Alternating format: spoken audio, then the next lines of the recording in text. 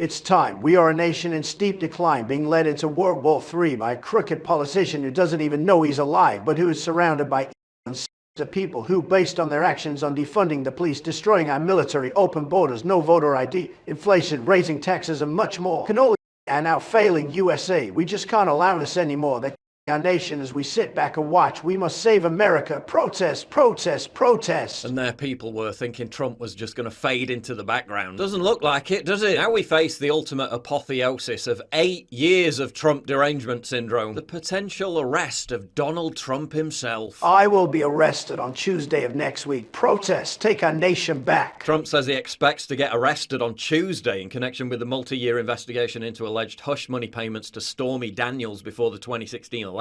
Police are preparing for pro-Trump rallies to take place outside the Manhattan courthouse. The prospect of that has naturally struck terror into the hearts of many on the left, who are still completely transfixed by their founding myth of January 6th, despite the fact that their hysterical claims that it represented some kind of organised mob insurrection has been vehemently debunked by hours of footage showing the lead protesters were allowed into the building and calmly chaperoned by authorities. But many of Trump's most vocal former supporters are warning that this potential demonstration represents a J6-style trap. Others have blasted Trump for whipping up more protests despite him failing to financially support J6 detainees. I asked Trump's most loyal fan base on Truth Social what they thought. A whopping 85% said the protest was another setup, and that's with Trump telling them to go out and protest. I mean, would you risk it given that New York City is solid Soros district attorney territory? Or is that just defeatist?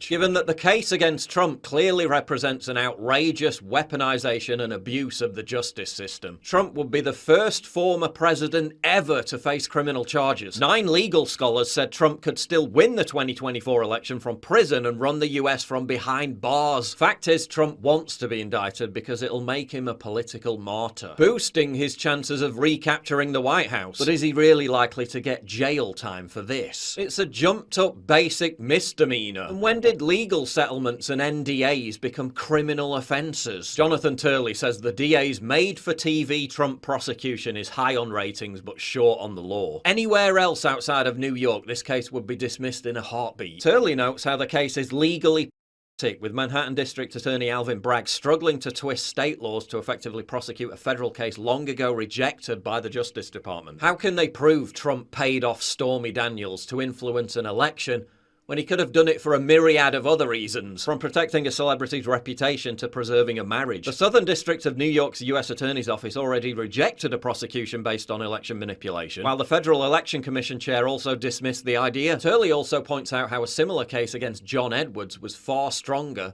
and yet the prosecution failed. The Clinton campaign funded the infamous Russian collusion myth-making Steele dossier as a legal expense. Was that election manipulation? Yes, clearly. And all they got was a fine, a slap on the wrist, just like every other leftist fever dream of seeing Trump in handcuffs. This is going to be all sound and fury signifying nothing. And it could end up even helping Trump. Elon Musk reckons it could hand him a landslide victory.